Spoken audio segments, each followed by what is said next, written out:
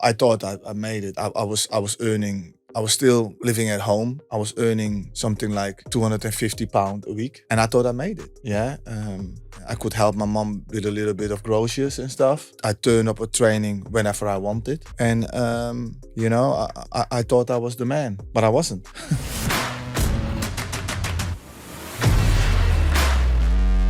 So just going back to when you were starting, so you got your first professional contract. Yeah. Had you left the kind of gang life behind by then, or was there any crossover? Well, it was no. That was gone, well gone. I mean, was there ever a time when you could have gone down a very wrong path? I mean, did football help you make the right direction? Well, I went in a way in a wrong path. I was hanging out with the wrong people. We were doing things that we shouldn't do, and of course it could have been bad. Majority of these guys are or dead now, and or are living a very difficult life. There was only one, and that's my best mate. And we became professional footballers. He's still your best mate now? He's still my best mate now. Yeah, and he's an agent now. So he became a professional footballer in Holland. I became a professional footballer, and I moved out. And I think that was the best thing that could happen to me when I was 23, just to be on my own and concentrate on football. So yes, football did save me. And what did it feel like? That first day, playing your first professional match, on the field in front of the fans. Well, that started obviously when I was 17. That was 17, and what a feeling. That's what you're doing for. But when I was 17, I thought, oh, I've made it. I was going to say, did you feel like you'd made it, or did you know it was the beginning of the journey? No, I thought I made it. I was earning. I was still living at home. I was earning something like £250 a week, and I thought I made it. Yeah, I could help my mom with a little bit of groceries and stuff. I turned up at training whenever I wanted. I thought I was the man, but I wasn't. So once again, I was late on training, and I was dismissed, and I could go back home, and my contract was terminated. So that was a big lesson for me. Did you worry it could have been the end? Well, in a way, I was lucky because I had that much potential that AZ Alkmaar straight away offered me a place.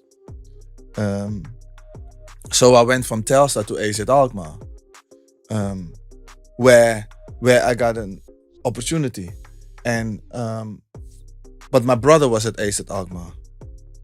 So we were going to training together. And my luck was my brother was a lot more serious than I was at the time, a lot more better with timekeeping and stuff. So my brother, in a way, took me under the wing, that I was never late, that I was professional and all that kind of stuff. So, but then so I got a 2-year contract, and then after 2 years, the manager didn't fancy me. So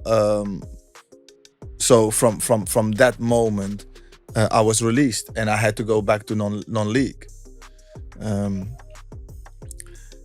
And I was still living at my parents, at my mom's house. But now I am at non-league, and I need another job. So I was working in a bakery to get extra money. So I have to wake up like really early, to get to the bakery to make sure that the bread is ready. And in the afternoon, late, I'm training 2-3 times a week because it's non-league. And on a Saturday you play. And thank God one day an agent called Humphrey Nyman spots me. I said, look, listen, I've got a couple of contacts and they're looking for a striker. What do you think? And I was open for it. So first I was sent to Austria. Didn't work out, came back. And then the second one was Portugal, Campo Maiorense. And I had a good trial and they offered me a contract. And now out of a sudden I'm playing in the highest league, you know, in Portugal. All by myself. Very coincidental. At the time my girlfriend was pregnant with my first. And that was 27 years ago, you know. So and that is where it kicked off, and that is where I was by myself. I had to concentrate on football. There were no distractions, and I think that year. Campo Maiorense went down, but I scored 14 goals, and I had quite a good season. And from there, end of the season, I was now out of a sudden sold by Campo Maiorense to Boa Vista for at the time 300 grand. Was that big money back then? In Portugal, yeah. What kind of wages were you earning at that time? I was at Campo Maior. I was on I think something like 10 grand a month, something like that. So 2.5 grand a week. So that was reasonably normal. In Portugal, yes. For me, no. Oh yeah. For me, that was big money. Yeah. Because my contract at Leeds and AZ were like 200, 250 at Telstar and at AZ maybe 300, 350 a week. So to now out of a sudden and then when I had to go to the non-league. Just to be clear, that's pounds because I never. Yeah, more or less. No, sorry, I mean not hundreds of because normally now when we talk about football and say 300 a week, 200 a week, we mean 300 grand, right? Yeah, no, forget that. No, that was not. But I wish. No, but